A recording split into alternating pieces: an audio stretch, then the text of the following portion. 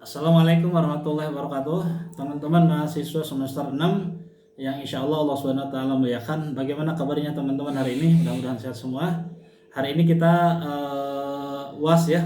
UAS mata kuliah perbandingan sistem ekonomi. Saya yakin teman-teman kemarin aktif perkuliahan ini ya, walaupun memang saya kadang-kadang ikut, kadang-kadang tidak ikut.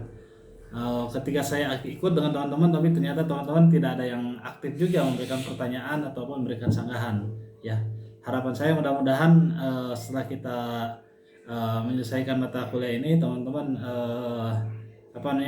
mampu memahami bagaimana perbandingan sistem ekonomi secara umum ya, baik kapitalismenya, sosialisnya, ataupun ekonomi campurannya, ataupun ekonomi Islam.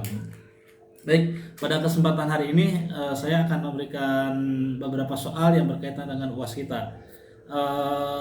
Jangan lupa soal ini dijawab oleh teman-teman, waktunya 1,5 jam ya, 1,5 jam. Jawaban ini dicatat, ditulis, nanti hasil jawabannya difotokan dan dikirim di WA grup. Ingat 1,5 jam, boleh dengan menggunakan PDF, boleh juga tidak menggunakan PDF, silakan masing-masing. Jelas 1,5 jam harus sudah dikumpulkan atau di-share.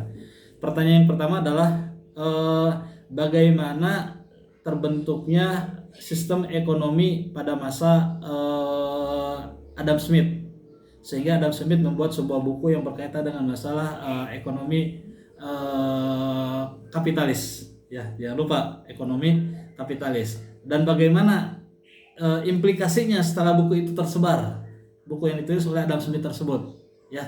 Silakan dijawab. Jadi ada 2 pertanyaan. Pertanyaan yang kedua, apakah Indonesia layak dikatakan sebagai negara yang menggunakan sistem ekonomi kapitalis ataukah sosialis?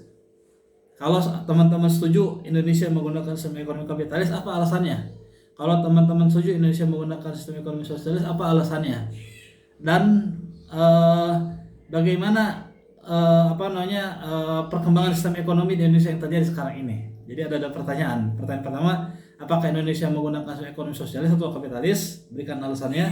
Pertanyaan yang kedua, bagaimana dampak sistem ekonomi atau bagaimana perkembangan ekonomi di Indonesia sekarang ini menurut teman-teman?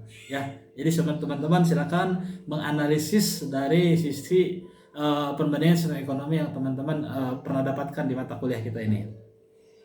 Pertanyaan yang ketiga, apakah di dunia ini secara umum ya, pada dewasa ini ada yang menggunakan sistem ekonomi Islam secara kafah ya, ataukah tidak? Kalau misalkan ada, negara mana?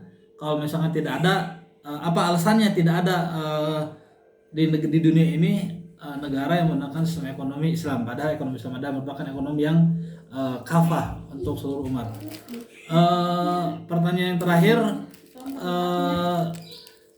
dari pertanyaan yang ketiga adalah apakah sistem ekonomi Islam bisa diterapkan di Indonesia? Ya, apakah sistem ekonomi Islam bisa diterapkan di Indonesia? Berikan alasannya. Baik, ada 3 pertanyaan, ada 3 soal, 1 soal 2 pertanyaan. Silakan dijawab dengan baik, silakan dipahami, dan mudah-mudahan teman-teman setelah selesai kuliah mata kuliah perbandingan ekonomi bisa memahaminya dengan baik dan benar.